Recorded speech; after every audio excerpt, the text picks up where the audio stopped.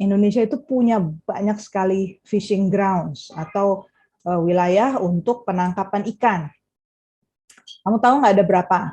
Ada 11. Ada 11 fishing grounds dan wilayah manajemen perikanan ini diakui di dunia dan diberi nomor. Coba kita pernah dengar cerita ada pelaut yang ditangkap, dibuang ke laut ya jenazahnya ya. Itu misalnya contohnya karena di laut siapa yang bisa memantau angkat aja ikannya atau kayak iya tangkap ini industri perikanan, tapi ternyata itu lebih dari itu ya Bu, itu balik lagi juga berpengaruh sama diplomasi sama dan bahkan pelestarian ada pencurian lingkungan. ikan, pelestarian lingkungan itu dan ada masalah pemenuhan HAM pekerja Nah, fisheries juga ya Bu betul. ya. Betul, betul.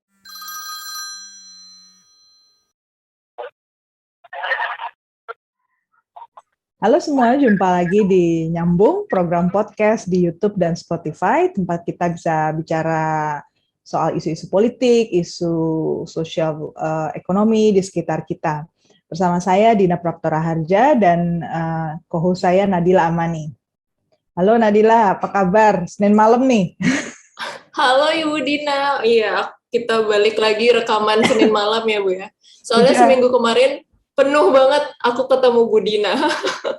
kita Seminggu penuh. terlalu kenyang bertemu seminggu, jadi kita skip weekendnya. Did you have a great Monday?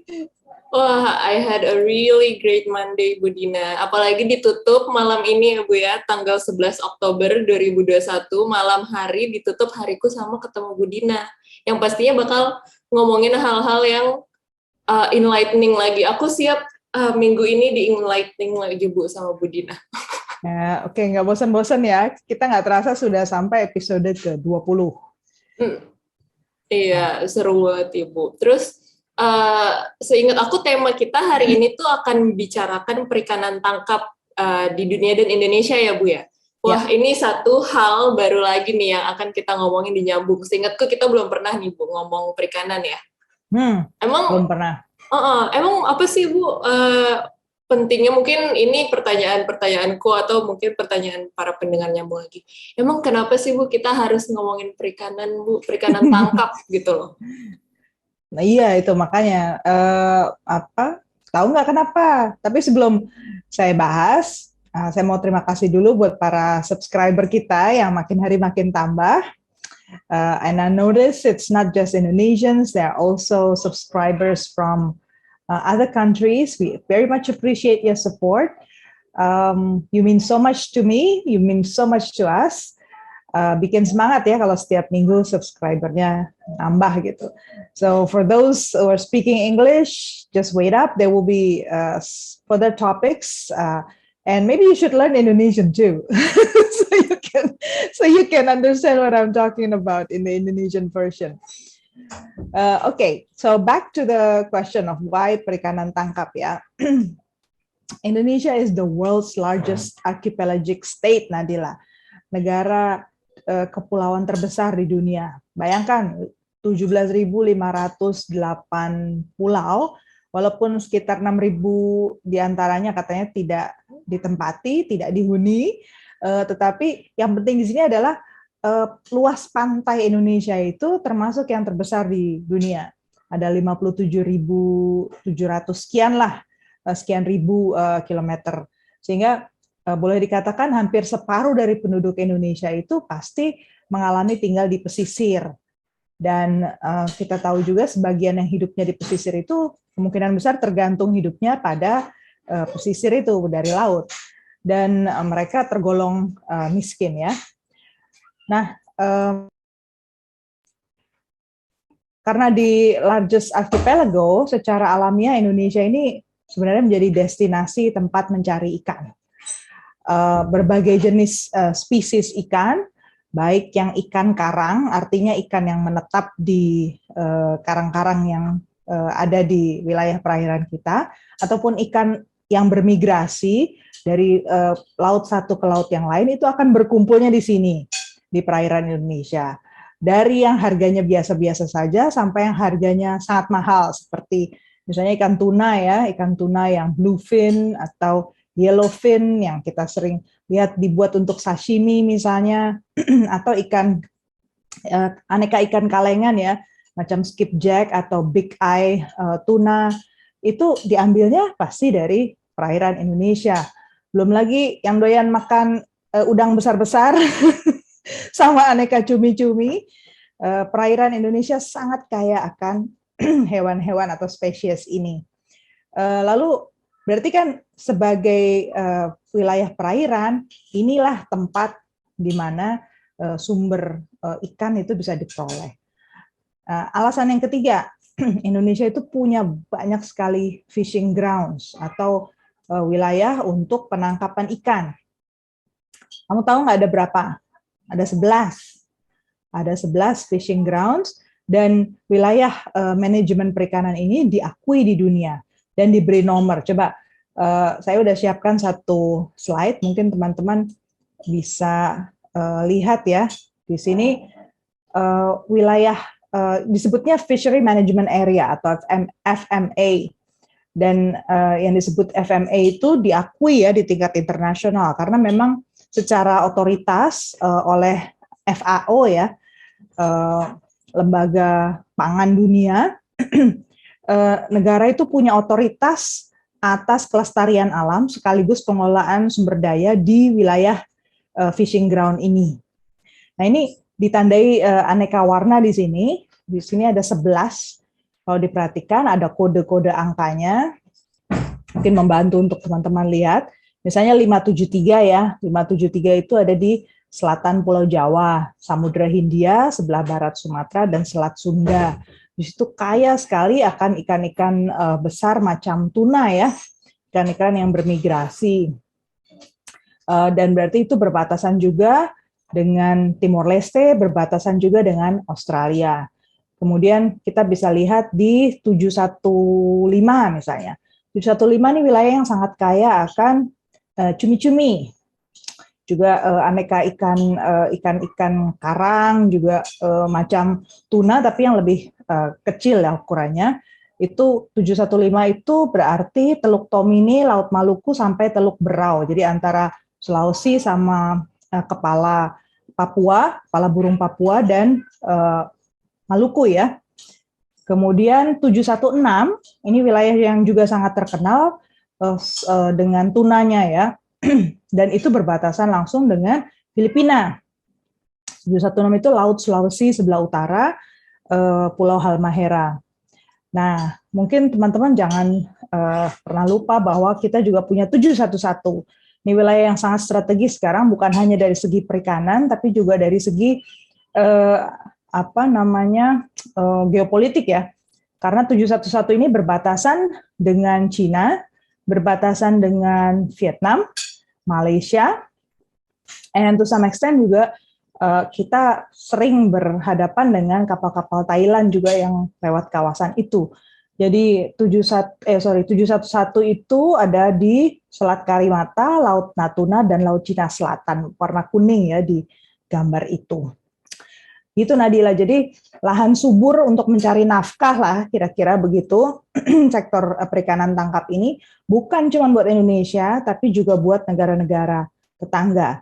Dan di seluruh dunia itu ada sekitar 12,5 juta orang, kata FAO ya, yang bekerja di sektor perikanan, dan mayoritasnya berada di sektor perikanan tangkap. Itu sih alasannya. Nah, sementara isunya yang kita perlu kenali, sektor ini juga marak sekali dengan masalah. Masalahnya kompleks dan lintas batas. Makanya menurut saya penting ya, teman-teman nyambung, paham nih medannya sebelum nanti kita bisa menohok lebih dalam, kita membahas lebih dalam sektor perikanan tangkap di Indonesia atau terkait dengan kerjasama misalnya dengan Uni Eropa atau dengan Amerika. Yang penting basicnya dulu kita pahami. Itulah niat saya kita bicara hari ini, Nat. Oke, ngerti Ibu sekarang. Yang tadinya aku masih mikir, kenapa sih dengan otakku yang awam ini Bu Dina, kan mikir kayak emang kenapa sih ngomongin perikanan, ya udah angkat aja ikannya, atau kayak iya tangkap ini industri perikanan. Tapi ternyata itu lebih dari itu ya Bu. Itu balik lagi juga berpengaruh sama diplomasi, sama dan bahkan Pelestarian ada pencurian lingkungan. ikan, pelestarian lingkungan itu, dan ada masalah pemenuhan HAM pekerja Nah, fisheries juga ya Bu betul. ya. Betul, betul. Jadi isu yang menarik di sektor ini dan hangat ya saat ini dibicarakan di tingkat global, pertama dan nggak habis-habisnya itu adalah soal pencurian ikan. Atau sering disebut istilahnya IUU fishing ya, illegal, unregulated, unreported fishing. Jadi yang digunakan alatnya ilegal, sudah ditangkap tidak dilaporkan, yang sudah ditentukan tidak dijalankan, gitulah, itu IUU fishing. Jadi mencurinya itu dengan segala dimensinya, itu namanya IUU fishing. Dan ini masalah terserius di dunia karena dari tahun ke tahun semakin banyak diregulasi, justru semakin meningkat pencuriannya. Jadi what's wrong with it? It's a very important issue for us to understand ya. Kenapa semakin diatur kok semakin banyak yang mencuri? Kemudian yang kedua soal eksploitasi laut, Nat. Namanya sama aja dengan lahan lah, sama dengan tanah. Manusia nggak ada bisa menciptakan laut, demikian pula isi laut gitu kan, semuanya ciptaan Tuhan. Jadi begitu kita sembarangan melakukan penangkapan dan di seluruh dunia itu terbukti semua kawasan mengalami overfishing, artinya kelebihan melaut secara berlebihan ya, mengambil sumber daya ikan secara berlebihan, maka efeknya berarti generasi masa depan bisa jadi dia udah nggak tahu tuna itu apa, atau nggak bisa lagi makan cumi-cumi gitu kan, cumi-cumi itu apa gitu, hanya ada di gambar masa lalu gitu kan. Nah yang ketiga masalah eksploitasi sumber daya manusia, karena sektor ini banyak sekali mempekerjakan manusia, bukan hanya di negara berkembang, tapi negara maju seperti Amerika Serikat, Rusia, nanti kita bisa bahas ya, kemudian Vietnam misalnya, itu mereka juga bergantung pada sektor perikanan tangkap. Dan jumlah pekerja yang bergantung di sini itu cukup besar ya untuk nilai ekspor yang sedemikian untuk sektor perikanan tangkap. Jadi sayangnya orang-orang yang bekerja di sektor perikanan tangkap ini sering luput dari perhatian. Bayangan orang kerja melaut sama seperti orang pergi ke kantor kali ya. Padahal kalau pergi ke laut kan yang kita hadapi ombak yang begitu besar, angin yang tidak menentu, belum tentu selesai melaut hasilnya juga sesuai. Belum lagi kalau ternyata berhadapan dengan kapal-kapal yang jauh lebih besar atau kapal pencuri ikan yang bisa jadi mereka justru lebih hostile ya, lebih galak daripada yang legal gitu. Jadi masalah-masalah ini akan menimbulkan masalah sendiri buat sumber daya manusia. Kita pernah dengar cerita ada pelaut yang ditangkap, dibuang ke laut ya jenazahnya ya. Itu misalnya contohnya, karena di laut siapa yang bisa memantau. Itulah ya 3 isu yang menurutku memang penting lah kita ngomongin sektor perikanan ya, perikanan tangkap.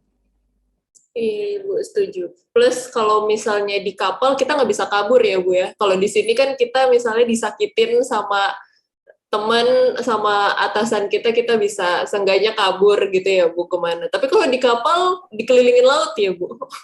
Dikelilingin laut dan mereka kerja very long hours kan. Bisa kamu bayangkan menangkap ikan itu kan justru di jam-jam wee hours gitu, jam-jam yang nggak normal kan. Jadi stamina pekerja itu betul-betul bisa terkuras habis ya saat kita berada di laut itu. Ada yang melaut beberapa hari, kalau kapalnya kecil biasanya dia nggak bisa pergi jauh. Tetapi ada yang sampai berbulan-bulan atau bahkan setahun lebih dia tidak turun dari kapal. Bisa kamu bayangkan siapa yang bisa menjamin penghidupan mereka. Gitulah kita, itulah pentingnya kita bicara tentang sektor perikanan tangkap, Nat. Oke, Bu, ternyata banyak faktor ada di dalam sektor perikanan ini ya, Bu ya. Oke, mungkin ini deh, aku nanya sebagai dasar pembukanya kita dulu, Bu. memangnya tren perikanan tangkap di dunia itu seperti apa sih Bu? Jadi siapa sih yang customer-nya, siapa yang mengekspor?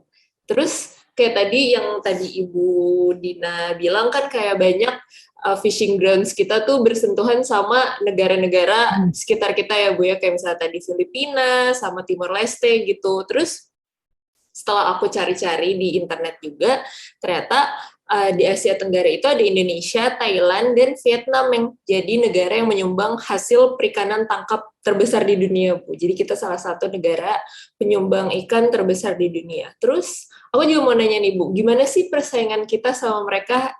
Ada konflik atau sebenarnya baik-baik aja, Bu Dina? Kalau dari kacamata Bu Dina. Pertanyaannya banyak sekalian. Langsung Bu, langsung aku kayak langsung excited gitu.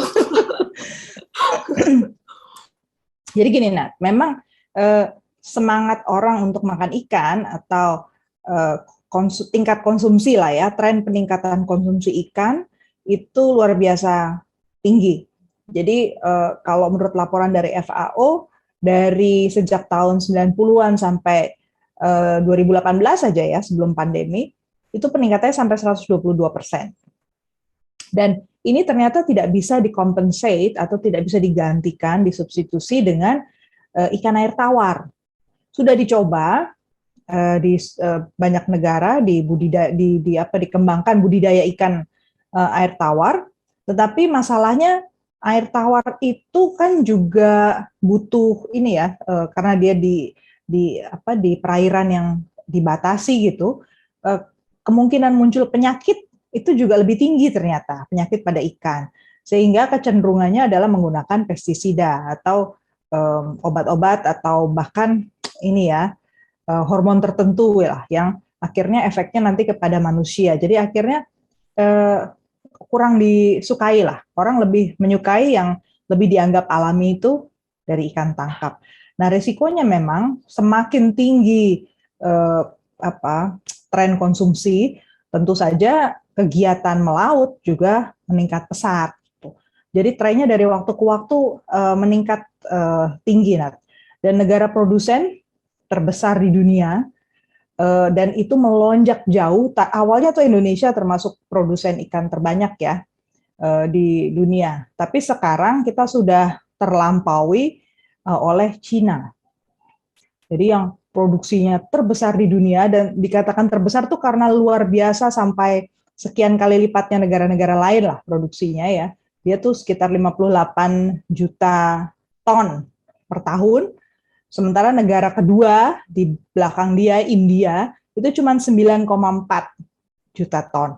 Jadi antara 9 sama 58 gitu, kebayang ya jauhnya gitu, berkali-kali lipatnya. Jadi nanti saya ceritakan kenapa bisa begitu ya. Indonesia tuh cuma di urutan ketiga. Kita ekspor tuh sekitar 6,10 juta ton ya. Sementara negara yang lain itu seperti misalnya Peru, Amerika Serikat, Chile ya di Latin Amerika ya. Kemudian Jepang sama-sama negara perairan, Thailand, Vietnam, Rusia. Nah, kalau di kawasan Asia Tenggara, produsen ikan ya kita, Indonesia, kemudian Vietnam sama Filipina, sama Thailand. Dan apakah ada persaingan? Ada. Persaingannya cukup ketat ya. Persaingan cukup ketat, dan persaingan itu dua hal. Persaingan volume dan persaingan kualitas. Jadi sekarang bukan cuman banyak-banyakan supply ikan ya untuk diproduksi, tetapi juga dimulai terjadi pemantauan kondisi atau kualitas impor lah produk-produk seafood. Misalnya dari segi fisiknya dilihat acceptability-nya, sumbernya, identity-nya ya, dari mana ini seafood ini berasal. Plus tadi documentary check, ini sudah dilaporkan atau tidak, karena kalau tidak berarti melanggar ketentuan anti IUU fishing. Jadi ada banyak faktor yang menyebabkan negara kemudian berkompetisi untuk memastikan ikan yang mereka tangkap atau produk seafood yang mereka tangkap itu bisa diterima oleh negara pasar. Gitu, Nah. Jangan lupa like podcast ini kalau kalian menikmati diskusinya, komen apabila kalian punya pertanyaan atau pendapat, dan subscribe agar kalian tidak ketinggalan episode nyambung setiap minggunya.